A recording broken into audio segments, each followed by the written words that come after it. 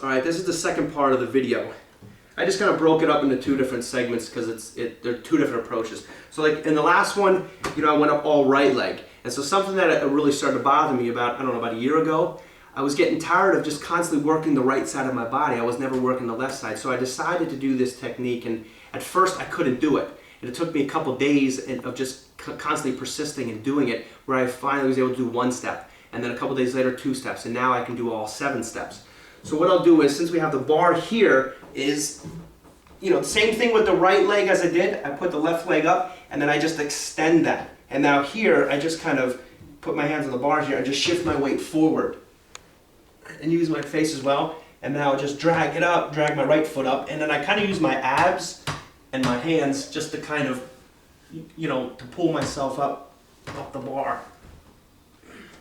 until I can get to a position where I'm up. Now I can still use the right leg, but over the years I just felt that instead of just working one side of my body, I need to really kind of work both sides. It's kind of like a muscle memory, so that my left leg remembers how to walk up the stairs, even though it's not normal. So again, I just kind of push, and with each step that comes up, it becomes a little bit more difficult because, as you can see, I can use the landing here as like a brace to push myself up. But as I get higher up the stairs, I don't have that ability, so it takes more abs and grip, and hand strength. I got a pretty good grip on these bars so that my hands don't slide down. And again, I use my face, as I do in a lot of my videos, to move around. So again, just pushing through that heel, and then I just shift the weight forward. And then now here you'll see, because I'm up higher, I'll use my chin on my hand here as like a ledge. Once I get to a position where now I'm up here safe. Now if I want to get a little bit higher, I'll put my chin here and push and pull myself up. The whole time I'm constantly pushing through my feet, and then move myself a little bit closer, straighten that leg out. All my movements you'll see are straight legged, and I don't ever really move my body until my legs are straight, because I just don't have confidence that the muscles, or that my legs, if I bend them, will be able to support me. So before I make any movement to advance my position, I make sure that everything is straight and locked in. So it's kind of like a bunch of checks instead of just moving. Now again here, because I'm up higher, I got to put my thumb out, put my chin on it to pull myself in a little bit closer. Now these steps, I timed myself once.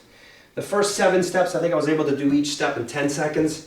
And then doing this way, it took me like 30 seconds each step. And I think that was the fastest time I ever made it up, was like 6 or 7 minutes. On the average, I would say I'm, I don't know, maybe 9 minutes.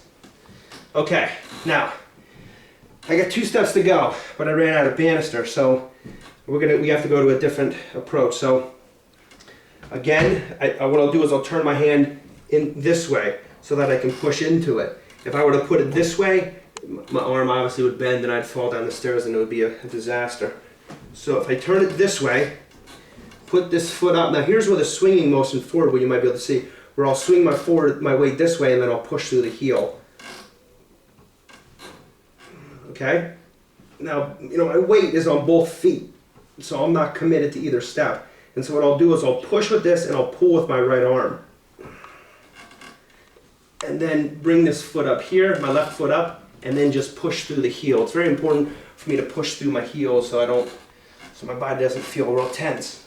Okay, now that I'm here, this is the Evel Knievel maneuver. This one, luckily for me, I've fallen a couple times, but I've fallen over that way, so I haven't fallen down the steps, and I try not to think about it. All right, so what I got to do is I use the bit. I'll show it and I'll kind of describe it as I'm going through. Again, I'll use a lot of momentum. There's not a lot of strength in my body, so I have to use momentum. So I'll push this leg back. I'll hold on to this railing very, very, with a tight grip. And again, invert this hand so that I'm pushing through this way. And then I'll push through this right heel. So now here, my weight is still, now if I wanted to, if I didn't feel comfortable, I can come back down. So this position is, just kind of slowly progressing my way up. So that I'll make sure this hand here, because a lot of times what happens if I don't hold real tight, my arms will slip, and if I slip, then I'm going to fall. So hold on real tight, and then I'll just shift my weight back. And then what I'll try to do is hold very, very tightly and move pretty quickly, because I don't want to be stuck in this position where I can fall.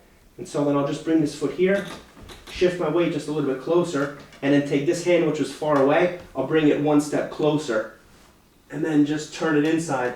Again, you'll see a lot of my weight shifting left to right.